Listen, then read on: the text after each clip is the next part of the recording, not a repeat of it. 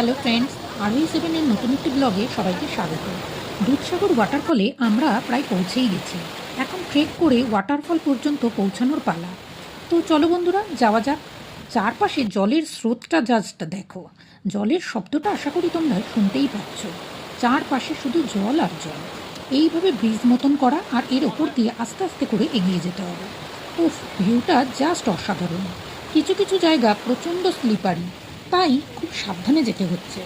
এখানে কিন্তু কোনো খাবার পাওয়া যায় না, তাই জিপে ওঠার আগেই প্রয়োজনীয় খাবার এবং পানীয় জল সবটা নিয়ে আসতে হবে। এখানে 1.5 আওয়ার মতো টাইম দেওয়া হয়, তার মধ্যেই তোমাকে ঘুরে যেখানে জিপ দাঁড়ানো থাকে সেই জায়গায় চলে যেতে হবে।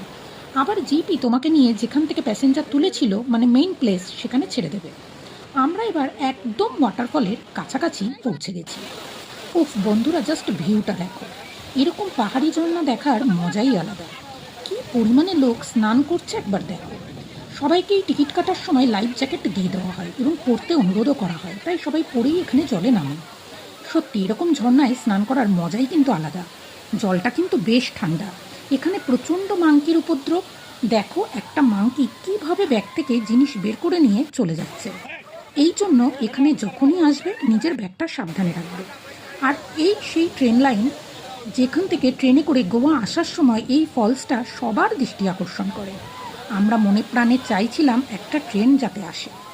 আর ভাবতে না ভাবতেই দেখো বন্ধুরা, ট্রেন এসে হাজির। দারুণ সেই দৃশ্য। তো দুধসাগর ভ্রমণ তোমাদের কেমন লাগলো অবশ্যই জানিও।